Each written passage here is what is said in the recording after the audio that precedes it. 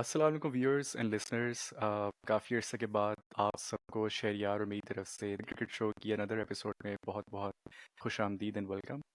और before we start our discussion I just want to congratulate Shehriyar one more time. माशाल्लाह आप हज से आए हैं, मुबारक हो आपको बहुत। और काफ़ी अरसे हम जज़ाकल्लाह। बात नहीं कर सके, लेकिन उम्मीद है कि अब बिकॉज क्रिकेटिंग इवेंट्स काफ़ी इंटरेस्टिंग होने लगे हैं, we have Asia Cup coming up, we have World Cup coming up, so it's a big year. The next few months I should say are pretty big for cricket. तो उस बारे में हम definitely बात करेंगे, बट शरियार आप बताइए कैसे हैं आप, क्या क्या हाल चाल है आपके? काफ़ी अर्से बाद मुलाकात हो रही है आपसे। अस्सलाम वालेकुम व्यूअर्स लिसनर्स। हाँ अल्हम्दुलिल्लाह ठीक ठाक। आपको पता ही है जैसे आपने मेंशन किया, आज की वजह से थोड़ा सा मसरूफ़ थे। 2 ढाई महीना उसी में जो है वो निकल गए, मगर ये कि it's good to be back, good to be back and running. Exactly, and I am sure कि people are looking forward to our discussion today because हमें काफ़ी अच्छी ट्रैफिक मिलना शुरू हो गई थी हमारी वीडियोस पे, विच मीन्स के it's always a good sign. तो आई होप कि starting today will continue on that trend. तो Shariyar, now that we are back, I want to start by talking about the test series that we just had. Of course हम अभी Asia cup के squad पे भी बात करेंगे, world cup के squad पे भी बात करेंगे, जो पोटेंशियल्स हमारे माइंड में है, और जिस तरह का टूर्नामेंट होने वाला है उस पर भी बात करेंगे। बट जो एक बहुत इंटरेस्टिंग चीज़ हुई है इस टेस्ट सीरीज़ में वो ये थी कि हमें एक बहुत डिफरेंट, बहुत मुख्तलिफ इंटेंट नजर आई पाकिस्तान की टीम से।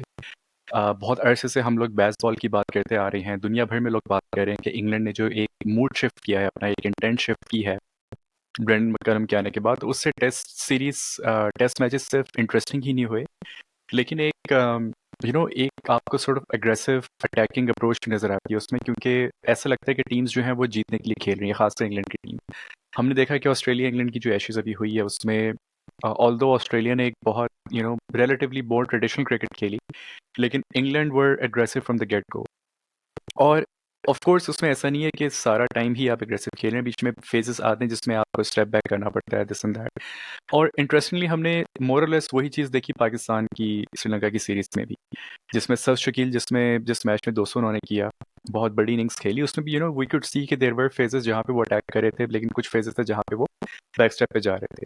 शान मसूद आके एक लग रहा था एक अटैकिंग रोल कर रहे हैं, और फिर सलमान आगा ने जिस तरह बैटिंग की बीच में, there were glimpses of very positive approach. तो उसमें बहुत सुनने में आया कि कोचेस, जो हमारा स्टाफ है, कोचिंग स्टाफ, उन्होंने भी एक मेंटालिटी पुश की है और प्लेयर्स ने रिस्पॉन्ड भी किया है। तो मैं आपसे पूछना चाहिए आपसे कि जो हमें एक डिफरेंस इन इंटेंट नज़र आया पाकिस्तान की टीम में इस टेस्ट सीरीज में, उससे आपको क्या लगता है, मतलब क्या इम्प्लीकेशंस होंगी आगे ओडीआई क्रिकेट में, जो कि एशिया कप वर्ल्ड कप में होने वाला है?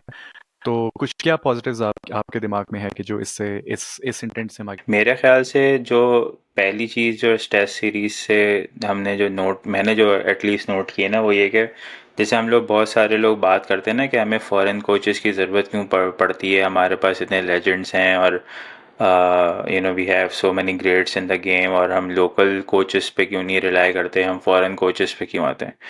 मैंने एक चीज़ नोट की है कि जब भी हमारी टीम में फॉरेन कोच आता है ना, तो हमारी टीम की या तो वो लोग क्लैरिटी बहुत देते हैं या उनका मैसेज बहुत क्लियर होता है।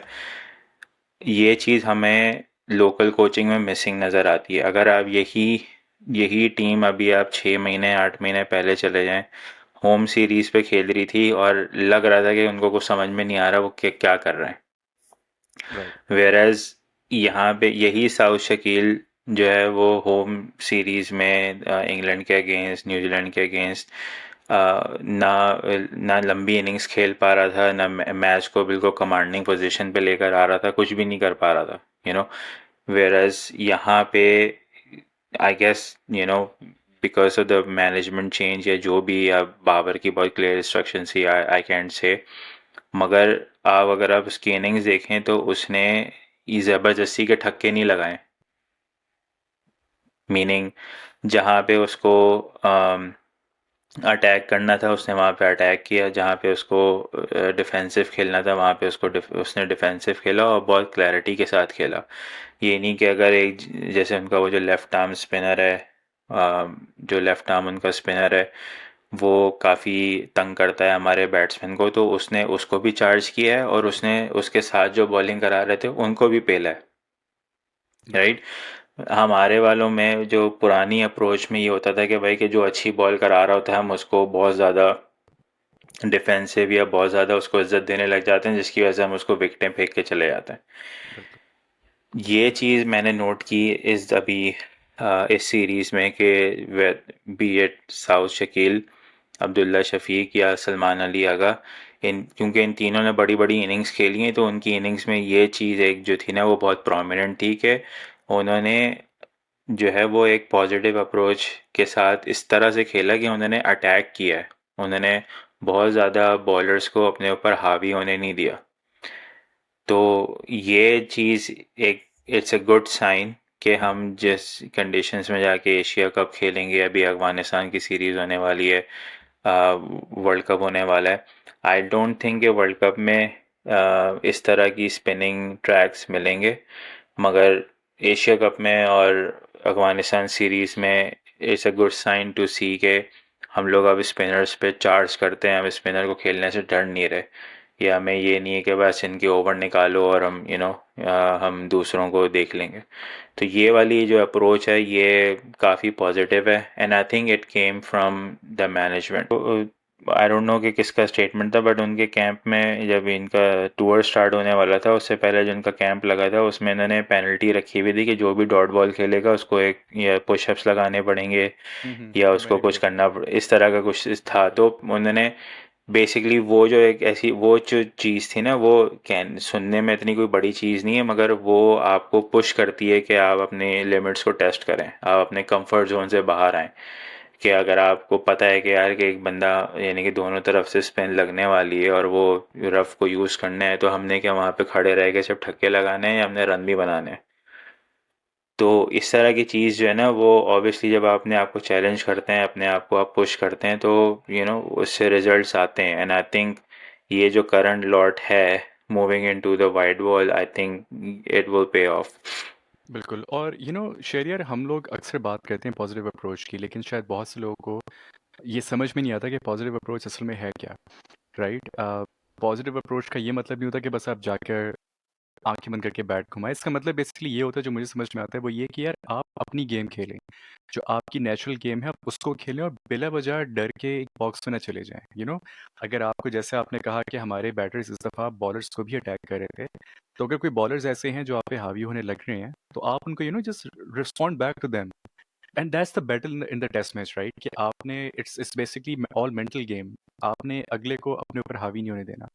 और ये बात आपने बहुत, तो ये अप्रोच वाइट बॉल में इसलिए काम आएगी बिकॉज एक तो इट्स नॉट T20, 50 ओवर का मैच है, तो वहाँ पे ज़ाहिर है कुछ इनिंग्स आपको लंबी खेलनी है। और दूसरा मुझे ये भी लगता है कि काफ़ी अर्से से हमारी जो वनडे की टीम है, जो वनडे का स्क्वाड है हमारा, वो मोर लेस स्टेबल है। उसमें आप, उसमें एक होप नज़र आती है आपको। You have Imam, you have Fakhar at the top, then you have Babar. I am not sure कि इस दफ़ा मिडिल ऑर्डर में और किस किस को लेकर आएंगे ये, but you have a stable squad, तो उससे आप एक्सपेक्ट कर सकते हैं कि अगर आप क्लैरिटी इन इंस्ट्रक्शंस है तो वो उसको एग्जीक्यूट करेंगे। तो शेरियार, उसी पर्सपेक्टिव में मैं आपसे पूछना चाह रहा था कि इस बार हमने देखा कि Babar Azam for the first time Lanka premier league में खेलने गए, और उन्होंने एक 100 भी कर दिया 2 दिन पहले। और कल भी उनकी, मतलब वो पॉइंट पे आउट हो गए, लेकिन he was going in a good flow initially. तो काफ़ी सुनने में आया है कि he was offered to play in Canada, he was offered to play यहाँ वहाँ, लेकिन उन्होंने इसलिए श्रीलंका में खेलने को तरजीह दी क्योंकि वहाँ पर उनको जो कंडीशंस मिलेंगी अफगानिस्तान सीरीज़ में, एशिया कप सीरीज़ में, and also a good preparation tactics for the World Cup as well. तो वो एक रीज़न है जिसकी वजह से वो वहाँ रुके हैं। तो क्या लगता है आपको कि अभी टेस्ट सीरीज़ वहाँ हुई है, उसके बाद बाबर लंका प्रीमियर लीग खेल रहे हैं, इससे वाकई इनको उतनी प्रिपरेशन मिल पाएगी जितनी जितनी इस बारे में बात हो रही है? आई थिंक एशिया कप के हद तक तो आई कैन सी दैट, क्योंकि लंका प्रीमियर लीग अभी हो रही है, फ़ौरन एशिया कप शुरू हो जाएगा, तो ऑब्वियसली ट्रैक्स तो कोई बहुत ज़्यादा चेंज नहीं होने वाले कि जो ट्रैक्स हम लंका प्रीमियर लीग में भी देख रहे हैं ना, मोर और लेस यही ट्रैक्स एशिया कप में मिलने वाले हैं। और हमें इससे ये पता चलता है कि हमें कोई बहुत ज़्यादा बड़े बड़े स्कोर नहीं देखने को मिलेंगे, हमें एक मॉडरेट स्कोर होगा। बहुत अगर आपने तीर मार लिया तो एक एक डिसेंट 300 प्लस का टोटल आप शायद कर पाएँ, अदरवाइज आप 300 के अंदर अंदर ही रहने वाले हैं। और यही आपने या तो चेस करना है या डिफेंड करना है। तो उस लिहाज से अगर आप लंका प्रीमियर लीग में भी देखें तो वहाँ पे 180 190 का स्कोर चेस भी हो रहा है, मगर जो लो टोटल है वो डिफेंड भी हो रहा है। तो वो it all comes down to कि आप किस तरह से चेजिंग में ऑब्वियसली थोड़ी सी इश्यूज आएंगे, क्योंकि डबल पेस विकेट है। स्पिनर या तो कभी स्पिनर को बहुत अच्छा चांस मिल रहा है, या फिर मीडियम पेसर्स जो हैं वो अच्छा कर रहे हैं।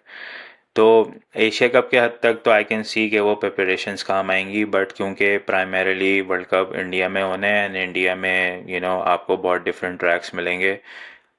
तो वहाँ पे आई डोंट थिंक कि कोई बहुत ज़्यादा अफेक्ट होगा। सही। तो शेरियर, एशिया कप की ही बात करते हुए अगर हम स्क्वाड्स पे नज़र डालें, जो कि आज स्क्वाड हमें अनाउंसमेंट मिली है for both Asia Cup as well as Afghanistan ODIs, और हमने देखा है कि अभी रिसेंटली पीसीबी में भी चेंजेस आई हैं, and Imamul Haq is back in the selection committee I believe. If I am not wrong, he is basically the new chief selector. तो उसके साथ ही हमने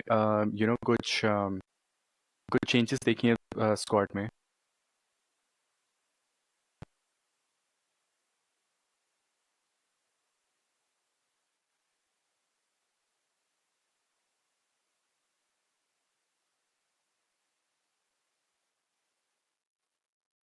तो इसके इसके साथ ही हमने कुछ चेंजेस देखी स्क्वाड में कि शान मसूद, हारिस और एहसानुल्लाह जो हैं वो स्क्वाड में नहीं है, and they were part of the group जो न्यूजीलैंड के अगेंस्ट खेला था अभी ओडीआईस में। And Faheem Ashraf has been recalled after more than 2 years, लेकिन जो सबसे नोटेबल एब्सेंस है वो शान मसूद की है, आई वुड से, क्योंकि वाइस कैप्टन भी थे कुछ अर्से पहले तक, और टेस्ट सीरीज में भी मोरलेस उन्होंने अपना रोल अच्छे से निभाया है।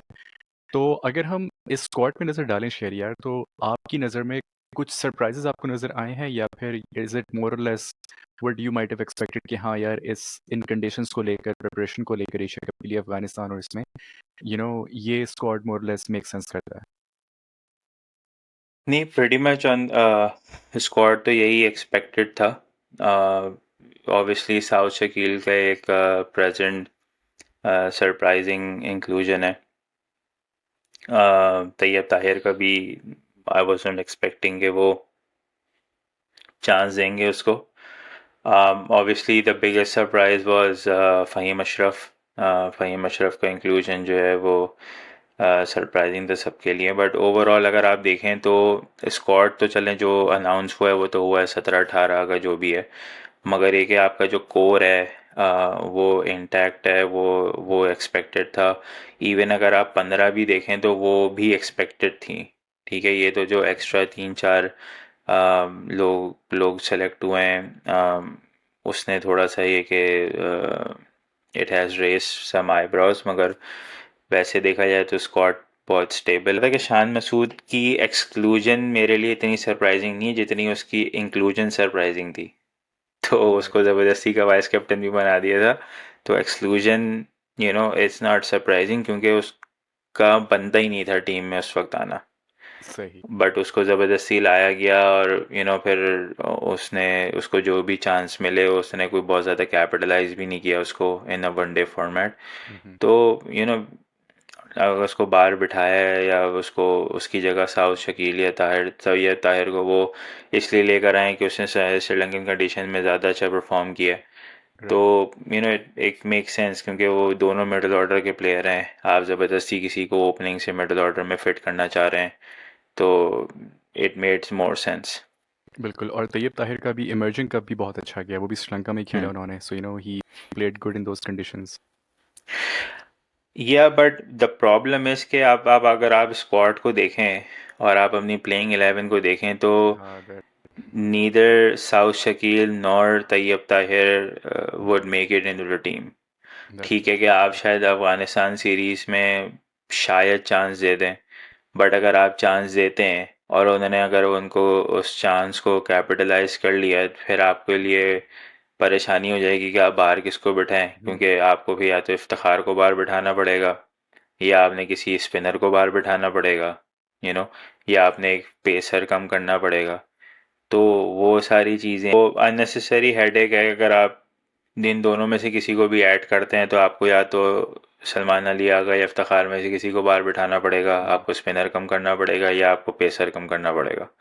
बिल्कुल। तो आई डोंट थिंक कि इस तरह की कोई एक्सपेरिमेंटेशन होगी। हाँ ठीक है कि शायद अफगानिस्तान सीरीज़ में वो किसी को चांस वांस दे दें, बट ओवरऑल आई थिंक उन एक प्लेइंग 11 बनेगी and that will continue to play this bilateral and the Asia cup. Right. And Shariyar, मैं स्कॉट को देख रहा हूँ, मेरे सामने है, तो अगर हम बेस्ट केस सिनेरियो को देखें, तो if I start from the bottom, you have Shaheen Afridi, Naseem Shah, Haris Rauf. I mean in तीन बॉलर्स को तो आप मतलब, मैं I am talking best case scenario जहाँ पे आपको फुल स्ट्रेंथ खिलानी है। So these three players would make it into the team. You have Shadab Khan, who's also the vice captain. Then अगर ऊपर से देखना स्टार्ट करें तो इमामुल हक, फ़खर जमान, बाबर आजम, आपके शुरू के तीन। सात प्लेयर्स ये हो गए, फिर आपके पास रिजवान है एज अ विकेट कीपर, आठ।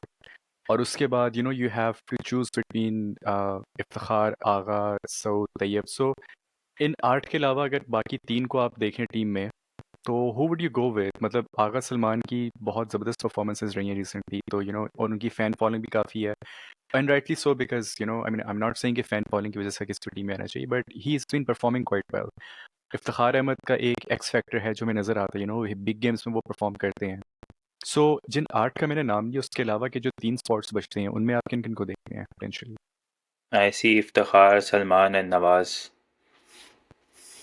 you know all three of them are great all-rounder options. Cannot ask for anything better than that. के साथ तो आपको बॉलिंग बैटिंग दोनों कवर होती है, so cannot ask for anything better than that. तो ये कुछ ज़्यादा ही ज़बरदस्त स्क्वाड नहीं हो गया ऑल ऑफ अ सडन? नहीं वो आई मीन आप देखें ना तो इस पूरे स्क्वाड का अगर आप देखें तो ऊपर से लेके नीचे तक कोई भी एक ऐसा प्लेयर अगर आप प्लेइंग 11 बनाए जैसे हमने अभी बनाई, इसमें किसी एक प्लेयर पे भी आप ये नहीं कह सकते यार कि इसकी जो है ना जगह नहीं बनती टीम में बिल्कुल ऐसे या ही है। इसकी परफॉर्मेंस नहीं है। शायद आप शादाब पे कह सकते हैं कि भाई शादाब की आजकल कोई बहुत ज़्यादा एक्स्ट्रा ऑर्डिनरी परफॉर्मेंसेज नहीं है डिफरेंट लीग्स में, जहाँ भी अभी तो वो रिसेंटली खेला है, कोई बहुत ज़्यादा एक्स्ट्रा ऑर्डिनरी परफॉर्मेंस नहीं है। बट दैट बीइंग सेड, अब शादाब आपको पता है कि वो टूर्नामेंट्स में, ये लोकल टूर्नामेंट्स में उसकी परफॉर्मेंस कुछ और होती है, मगर वो जब पाकिस्तान टीम में आके खेलता है तो उसकी परफॉर्मेंसेस कुछ और होती हैं। बिल्कुल ऐसे ही है। तो लाइक आप एक पूरे 11 के 11 उठाएं, आपको आप किसी को भी नहीं पिन पॉइंट कर सकते कि भाई कि इसकी जगह इसको होना चाहिए। अब आप जैसे मैं चीफ सेलेक्टर साहब की जो है ना वो प्रेस कॉन्फ्रेंस सुन रहा था, वो कहने लगे जी कि ये यंग स्क्वाड है। अब मैं सोच रहा हूँ, मैंने कहा भाई ये कौन सा यंग स्क्वाड है? कोई एक प्लेयर इसमें ऐसा नहीं है जिसमें आप बोलें कि हाँ यार कि यार ये इसको पहली बार चांस मिल रहा है। अब्दुल्ला शफीक जो है वो काफ़ी अब स्टेब्लिश प्लेयर बन गया। ठीक है कि वो ओडीआई में उसके उतना एक्सपीरियंस नहीं है, मगर वो पिछले साल से, पिछले एक डेढ़ साल से ओडीआई का भी पार्ट है। ठीक है, रेगुलरली है वो। उसके अलावा तो उसमें और कोई यंग भी नहीं है, यू नो तो मेरे ख्याल से सिलेक्टर साहब ना अपनी एज को देख के कह रहे थे, यार मेरे हिसाब हाँ। से सारे यंग ही है। सो सिलेक्टर जो है वो अपनी उसके हिसाब से, and I think it shouldn't come down to as that much. I think आप बेशक 25-26 साल के भी हो, लेकिन आपका एक्सपीरियंस अगर बहुत है, अगर आप 5-6 साल से क्रिकेट खेल रहे हैं, तो you are no longer that young category. मतलब अनलेस कि हमें आदत हो गई है कि हमें बहुत अरसे से हफीज़, मलिक, 35 प्लस की एज के क्रिकेटर्स बहुत अरसे से टीम में रहे, may be they were talking that context, लेकिन ओवरऑल इट्स प्रीटी बैलेंस्ड। और मुझे ना उसामा मीर की सिलेक्शन बहुत अच्छी लगती है, because then you have some sort of pressure on Shadab as well कि यार अगर मैंने परफॉर्म नहीं किया तो I have a replacement in in the squad. आपको याद होगा एक टाइम पे, ठीक है, उस्मान कादिर स्क्वाड में साथ ट्रैवल करते थे, लेकिन उस्मान कादिर को इतने रिलायबल लगी, मतलब उस तरह से उभर के नहीं आया जिस तरह की उनसे एक्सपेक्टेशन थी। But Usama Mir has been performing, so Shadab के बैक ऑफ द माइंड ये भी होगा कि यार अगर मैंने परफॉर्म नहीं किया तो somebody can replace me right away. नहीं, और बहुत चांसेस हैं कि उसामा मीर ही आपका फर्स्ट चॉइस लेग स्पिनर हो, गिवन कि जो उसकी फॉर्म चल रही है। क्योंकि बिल्कुल। वो बैटिंग में भी जो है ना कैमियोज खेल रहा है, और इस लेग स्पिन उसकी काफ़ी इम्प्रूव्ड है और काफ़ी परफॉर्मेंस दे रहा है वो। तो आई वोंट बी सरप्राइज कि अगर सर के शादाब अगर जो है ना वो ना खेले या प्लेइंग 11 में ना हो और राइट। उसामा मीर उसकी जगह खेल रहा हो। एंड उसामा मीर फील्डर भी बहुत अच्छा, so he is a perfect 1-to-1 replacement for Shadab. Absolutely. अब साउ शकील है, साउ शकील जो है वो सिर्फ अफगानिस्तान सीरीज के लिए है, वो एशिया कप में नहीं है। तो अब बंदा ये कोई लॉजिक बताया कि भाई आप 17 का स्क्वाड अनाउंस कर रहे हैं फॉर एशिया कप, ठीक है, तो आप साउथ शकील को फिर अफगानिस्तान सीरीज में क्यों रख रहे हैं? वो क्या कोई अंडर 19 का प्लेयर है कि उसको एक्सपोजर चाहिए? हाँ, लेकिन इसलिए या मुझे तो भी समझ नहीं आई। मैं आज देख रहा था वो स्टार लगा हुआ भाई था साउथ लाइक अफ्रीका टू में। लाइक रिप्लेसमेंट है ना। अगर हारिस सोहेल आपका अनफिट है हम्म। तो लाइक टू लाइक रिप्लेसमेंट है साउथ शकील। वो बिल्कुल ऐसी है। टेनर टेस्ट मैचेस खेल कर आ रहा है, अच्छी फॉर्म में है। और वो उसको पहले तो ओडीआई की टीम से गलत बाहर किया था, ठीक है। वो अच्छा खासा परफॉर्म कर रहा था, उसको आपने बाहर कर दिया एक तो टीम से, ऊपर से अब आप उसको वापस लेकर आ रहे हैं, वो भी सिर्फ अफगानिस्तान सीरीज में। मगर तैयब ताहिर जो है वो एशिया कप खेलेंगे। भाई वो जो पहले एक बंदा जो स्टैब्लिश प्लेयर है आपकी टीम का, उसकी फॉर्म अच्छी है, वो परफॉर्म कर रहा है, कंटिन्यूसली परफॉर्म कर रहा है, पहले उसको मौका दो पूरा। उसके उसके बदले जो है ना आप तैयब ताहिर को एशिया कप के लिए कंसिडर कर रहे हैं। चलो भाई, अगर आप तैयब ताहिर को अफगानिस्तान सीरीज के लिए कंसिडर करते समझ में बात आती। आप एक स्टैब्लिश प्लेयर को जो रगड़ा खाया हुआ है आपके डोमेस्टिक में सारी चीज़ें, उसको आप अफगानिस्तान सीरीज के लिए कंसिडर कर रहे हैं और एशिया कप के लिए आप उसको कंसिडर नहीं कर रहे। इसी तरह आप फ़हीम अशरफ हैं, फ़हीम अशरफ को वापस लेकर आएंगे जी, उसको आप फास्ट बॉलिंग ऑलराउंडर के तौर पे लेकर आएँ। आप यहीं तक रहें कि यहाँ पे हमें फास्ट बॉलिंग ऑलराउंडर चाहिए था और हम उसको लेकर आए। उसकी परफॉर्मेंस को जस्टिफाई नहीं करें क्योंकि उसकी कोई परफॉर्मेंस है ही नहीं। बिल्कुल। ना उसने पाकिस्तान कप खेला है, ठीक है। वो अभी मैं कोई स्टैट देख रहा था, आई डोंट नो कितने एक्यूरेट है, मगर उसके जो है ना वो 46 की उसकी बॉलिंग एवरेज मैंने दिखा भी रहा था देखी और है। कोई 12 12 की एवरेज उसकी बैटिंग की थी। यार भाई आप, अब आपने पाकिस्तान कप करवाया, उसमें अमाद बट जो है वो आपका टॉप रन स्कोरर था, ठीक है भाई, आप उसको डाल दो। अगर बिल्कुल आपको एक फास्ट बॉलिंग ऑलराउंडर, अव्वल तो ये है कि फास्ट बॉलिंग ऑलराउंडर की जगह नहीं बननी टीम के हम्म। अंदर। तो ऐसा भी नहीं है कि फ़हीम अशरफ जो है वो प्लेइंग 11 में वॉक इन करते हैं, वो प्लेइंग 11 में वॉकिंग नहीं करते। अगर खुदा ना खासा कोई बहुत ही कोई आप पर जो है ना वो कोई बुराई आई हुई हो और हाँ। आपके 2 3 प्लेयर इंजर्ड हो जाएं तो चलो फ़हीम अशरफ शायद प्लेइंग 11 में आ जाए। राइट। अदरवाइज़ वो प्लेइंग 11 में घुसता भी नहीं है, क्योंकि आप वसीम जूनियर को तो वैसे ही लेके जा रहे हैं, बिल्कुल ऐसी है। ठीक है ना। तो it doesn't make any sense कि आप जो है ना वो आप जो है वो फ़हीम, अब आमिर जमाल को आपने आप कैरी कर रहे थे, हम्म। अब आमिर जमाल बाहर हो गए, फ़हीम अशरफ वापस आ गए, ठीक है। तो इस तरह के जो जो है ना सिलेक्शन होती है ना, तो इस जो है ना फिर आप सोचते हैं यार कि अजीब क्या बचकाना बातें करते हैं लोग बैठ के। बिल्कुल ऐसी है। और आपने ओवरऑल स्क्वाड इतना अच्छा सेलेक्ट किया, लेकिन बीच में एक आध चवल आप ऐसे मारते हैं कि फिर बंदा सारा फोकस वहीं चला जाता है आपका। और आपको याद होगा शेरियार कि पिछले साल भी हमने अमाद बट के ऊपर काफ़ी बात की थी।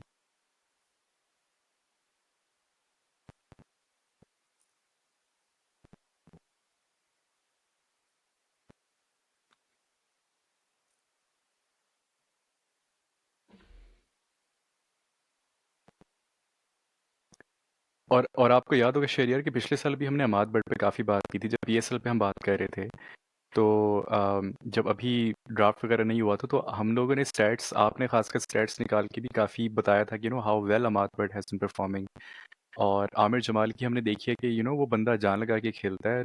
ही has the talent in everything, he just needs to be exposed little bit. तो जब तक आप ऐसे प्लेयर्स को एक्सपोजर नहीं देंगे, आप मुंह उठाकर वापस फहीम अशरफ को लेकर आ रहे हैं। तो आई एग्री विद यू 100% कि टीम में मतलब आप कैसे जगह बनाएंगे? आपके पास ऑलरेडी स्पिन बॉलिंग ऑलराउंडिंग इतनी अच्छी ऑप्शंस हैं और आपका फास्ट बॉलिंग यूनिट वैसे ही इंटैक्ट है, तो मतलब आप लेकर भी आएंगे तो कहाँ, किसको रिप्लेस करेंगे आप, राइट? भाई मुझे तो ये समझ में नहीं आ रही ना कि 18 बंदों का स्क्वाड अनाउंस करने की ज़रूरत क्या है आपको? आप 17 17 का स्क्वाड अनाउंस करें, कहानी ख़त्म। हम्म। आपको ज़बरदस्ती 18 अनाउंस करने अच्छा,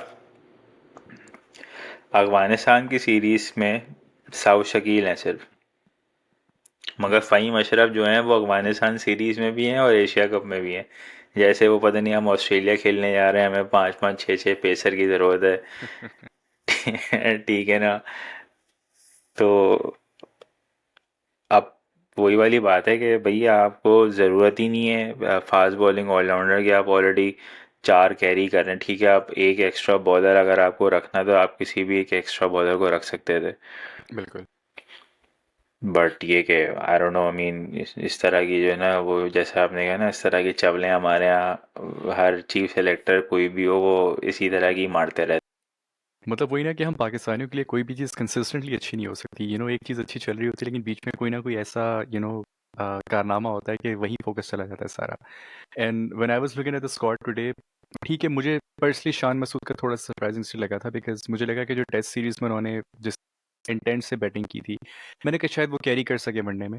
बट जैसा कि आपने बताया, उसके बाद से आई एम ऑल्सो थिंकिंग कि हाँ, ये इतना शॉकिंग नहीं था। तो शरिया, लुकिंग अहेड, हम एशिया कप आ रहा है, अफगानिस्तान सीरीज आ रही है, I am more looking forward towards Asia cup actually, because उसमें वी हैव मल्टीपल टीम्स। हम अफगानिस्तान से दोबारा खेलेंगे, श्रीलंका है, इंडिया है, बांग्लादेश है, these teams that you have in the World Cup as well. तो एशिया कप को लेते हुए, गिवन कि हम श्रीलंका में खेल रहे हैं, आपको क्या लगता है कि would it be quite helpful as World Cup preparation, because इतना कम टाइम मतलब रह जाएगा बीच में, या do you are you seeing it as just another tournament? Like how do you think it will help not only Pakistan but all the teams participating in the Asia Cup? नहीं, tournament के तो point of view से अगर आप देखें as a world Cup, तो obviously इस तरह के जो नॉकआउट टूर्नामेंट्स होते हैं, वो सबसे ज़्यादा आपकी अच्छी प्रिपरेशन करते हैं एज अ टीम। बायलैटरल्स में आप लंबी लंबी सीरीज़ 5 मैचेस की, 7 मैचेस की अगर आप खेलें, तो उससे इतना ज़्यादा आपको पता नहीं चलता आपकी टीम का, क्योंकि आप एक मोमेंटम में आए हुए होते हैं। आपको पता होता है अगली टीम इतनी को ख़ास है नहीं है, क्या है। एक अगर स्टार्ट अच्छा नहीं किया है किसी भी टीम का, तो वो उनके लिए कम बैक करना मुश्किल होता है। तो Asia cup is a perfect warm up tournament before heading into the World cup, क्योंकि आपको पता है आप डिफरेंट ऑपोजिशंस के साथ खेलेंगे। वहाँ पे आपको हिकअप्स भी आएंगे, आपको अपनी परफॉर्मेंसेस का भी पता चलेगा। ठीक है, आपको पता चलेगा कि आपको किस तरह से अपने प्लेइंग 11 को मैनेज करना है, आपने क्रूशल मैचेस में किस तरह से परफॉर्म करना है। तो वो इस तरह की चीज़ आपको एक प्रॉपर टूर्नामेंट में देखने को, आपको अपनी टीम का बेहतर आप एनालिसिस कर सकते हैं before getting in the World cup. Bilateral में इतना अंदाज़ा नहीं होता आपकी स्क्वाड का, आपकी प्लेइंग 11 का। तो I think competition wise, pressure wise, preparation wise जो है वो इस तरह के टूर्नामेंट्स काफ़ी हेल्पफुल होते हैं। And I think Asia cup काफ़ी हेल्पफुल होगा, क्योंकि आप जिन कंडीशंस में खेल रहे हैं वो भी बहुत कोई इजी कंडीशंस नहीं है राइट, श्रीलंका की। बिल्कुल ऐसे तो ही। It will be a good tournament to play before a world cup. सही। और Shariyar, another question that comes in my mind, वो ये कि पाकिस्तान टीम के लिए कौन सा कौन सी ऐसे एस्पेक्ट या एस्पेक्ट्स हैं जहां पर अकॉर्डिंग टू यू उनको फोकस करना पड़ेगा या करना चाहिए in the Asia cup for their preparation in the World cup? Obviously batting जो है वो that will be the key, क्योंकि हमारी बॉलिंग एक तो खैर स्टेबल है, प्लस ये कि हम लोग बॉलिंग से बहुत, बॉलिंग पे हमारा हमेशा से रिलायंस होता है कि भाई के हम बॉलिंग से पकड़ लेंगे किसी भी टीम को। राइट। तो अगर आप 2011 का वर्ल्ड कप देखें, वहाँ पे भी हमने जो हमारी परफॉर्मेंसेज आई थी वो बॉलिंग में बहुत ज़्यादा थी। ठीक है, बैटिंग में हमें, जबकि हम इंडिया में खेल रहे थे, इतनी कोई बहुत चैलेंजिंग कंडीशंस नहीं होती हैं बैटर्स के लिए, मगर फिर भी हमारी बैटिंग ने वहाँ पे स्ट्रगल किया था। तो मेरे हिसाब से बैटिंग जो है ना, उस पर बहुत ज़्यादा जो है ना फोकस होना चाहिए हमारा, क्योंकि ऑब्वियसली हमारा बैटिंग ऑर्डर बहुत स्टेबल है। We have Babar who is the number 1 batsman right now. हमारा ओपनिंग भी स्टेबल है। ठीक है, में थोड़े बहुत हिकअप्स हैं मिडिल ऑर्डर में, बट वो इतने ज़्यादा मैटर नहीं करते, क्योंकि जो प्लेयर्स प्लेइंग मिडिल ऑर्डर में खेल रहे हैं they are good enough players. Right. मगर यू नो जिस तरह की कंडीशंस आपको इंडिया में मिलेंगी, फ्लैट ट्रैक्स मिल सकते हैं, वहाँ पे आपको लंबे लंबे स्कोर पड़ सकते हैं।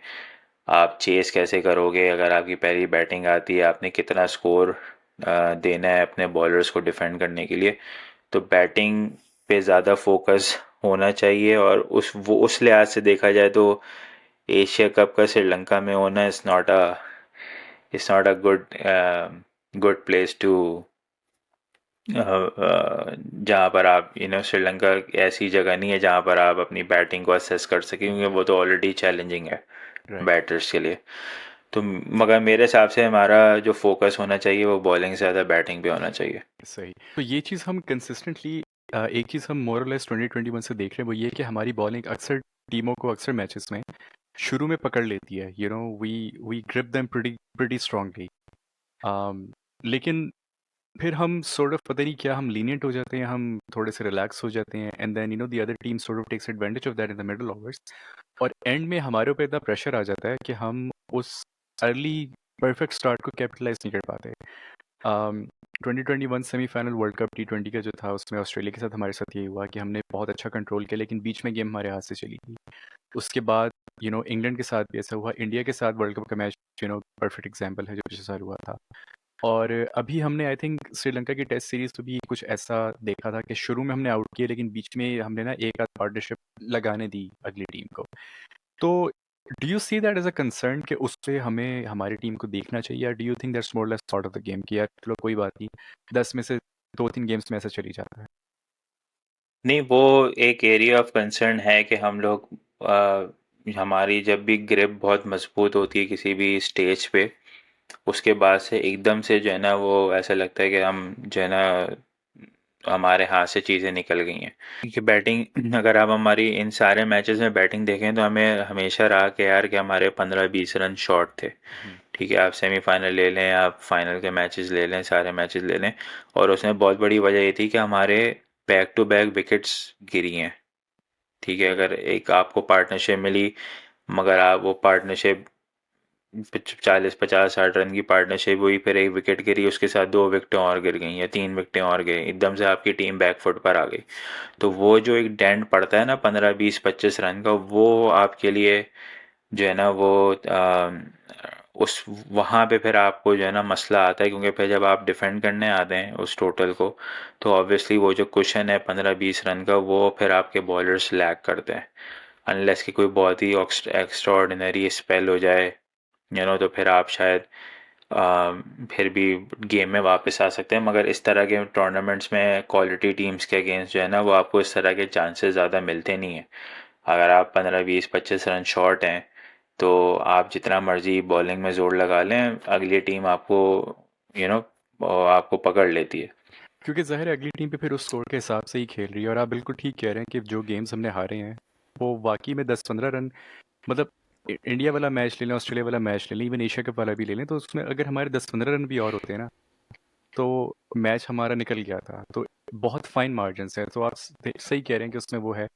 तो शेरर, एक चीज़ मैं और पूछना चाहूँगा आपसे आज की पॉडकास्ट में, वो ये कि जो माइंडसेट टीम का शिफ्ट होता है बिटवीन फॉर्मेट्स। अब पिछले साल हमने T20 क्रिकेट बहुत खेली, फिर इस साल शुरू में PSL आया।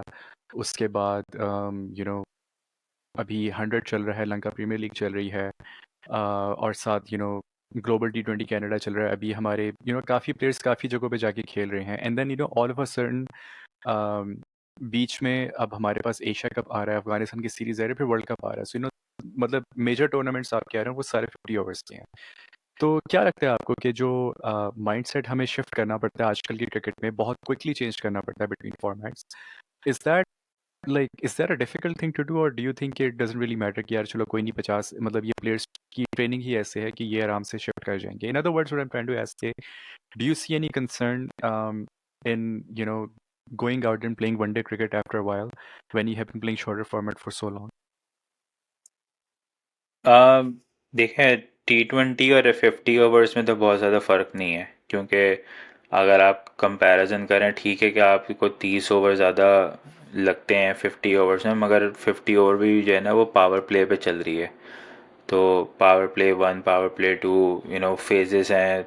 15 ओवर जो है वो डिफरेंट गेम प्ले है, उसके बाद जो मिडल पीरियड है वो टोटली डिफरेंट है, और फिर आखिर के जो डेथ ओवर्स हैं वो डिफरेंट है। तो अगर आप उसको उस तरह से ब्रेक डाउन करें तो हाँ, तो वो 20 ओवर्स से 50 ओवर्स में तो आप अपने फेजेस में तो मेंटालिटी वो अप्लाई कर सकते हैं, आपको शायद गेम सूट भी करे उस तरह से। प्रॉब्लम आती है जब आप शॉर्टर फॉर्मेट से टेस्ट खेलने जाते हैं, क्योंकि वहाँ पे फिर आपको पेशेंस दिखानी है, आपने सरवाइव करना है, वहाँ पे आपने लंबे लंबे सेशंस खेलने हैं। उस वक्त टीम स्ट्रेटजी बिल्कुल डिफरेंट होती है, गेम बिल्कुल डिफरेंट होता है, अनलेस कि आप बेसबॉल खेल रहे हो। बट द पॉइंट इज़ कि अगर आप पाकिस्तान का स्क्वाड देखें तो उसमें बहुत कम प्लेयर हैं जो जो टेस्ट खेल रहे हैं, ज़्यादातर बॉल फॉर्मेट के प्लेयर्स हैं। बिल्कुल। तो उसमें ये है कि आई डोंट थिंक कि बहुत ज़्यादा कोई चेंजेस आना है, क्योंकि ऑब्वियसली अब जैसे फॉर एग्जांपल इफ्तिखार है, इफ्तिखार अभी डिफरेंट लीग्स खेल कर आ रहा है, वो आपकी टीम में आएगा वनडे में। अब इफ्तिखार बैटिंग करता है पाँचवें छठे सातवें नंबर पे बैटिंग करेगा आगे, दैट इज़ प्रॉबली 30 ओवर्स के बाद। ठीक है। बिल्कुल। तो 30 ओवर्स के बाद अगर इफ्तिखार बैटिंग करने आ रहा है तो वो असेंशली T20 खेलेगा एक तरीके बिल्कुल से। ऐसे ही है। Yep. राइट। अब जैसे फ़खर है, फ़खर ओपनिंग करता है, तो ऐसे वो 20-25 ओवर से ज़्यादा नहीं खेलने वाला ऑन एवरेज, अनलेस हम्म, कि कोई बहुत ही उसका कोई बड़ा दिन हो। तो वो क्योंकि बेसिकली ये सारे फेजेस में खेलने वाले हैं, तो इनके लिए T20 से F50 ओवर्स में आना इतना मसला। जैसे बाबर है, बाबर अब टाइम लेता है अपने हिसाब से, इनिंग्स को पेस करता है, T20 में भी वही करता है, 50 में भी यही करता है। तो उसको भी कोई फ़र्क नहीं पड़ता उस तरफ से, वो स्ट्राइक रेट का मसला उसका T20 में भी रहता है, वनडे में उसके लिए दैट्स हिज परफेक्ट फॉर्मेट। तो मुझे नहीं लगता कि कोई बहुत ज़्यादा चेंज आता है, और क्योंकि अब ओडीआई क्रिकेट जिस तरह की हो गई है, उसमें आपको उस तरह T20 वाली मेंटेलिटी लानी ही पड़ेगी, अदरवाइज जो है ना इस फॉर्मेट को सबसे ज़्यादा हिट लगी है with hmm, the T20 cricket. अब बिल्कुल ऐसे ही प्रॉब्लम बस ये है कि आप श्रीलंका में खेल रहे हैं, तो वहाँ पे आप किस तरह से वो वाली मेंटालिटी अप्लाई करेंगे, ये एक चैलेंज होगा प्लेयर्स के लिए, ये देखना पड़ेगा। बिल्कुल ऐसी है। और यू नो जैसा आप अभी थोड़ी देर पहले कह रहे थे कि इंडिया में क्योंकि वर्ल्ड कप हो रहा है वहाँ पर typically I would say batters को इतनी चैलेंजिंग कंडीशंस नहीं मिलती, तो अगर आप बैटिंग में वो वाली मेंटेलिटी नहीं लेकर आएंगे तो अल्टीमेटली आपकी टीम का नुकसान है, because the other team might take advantage of the lower score that you put up.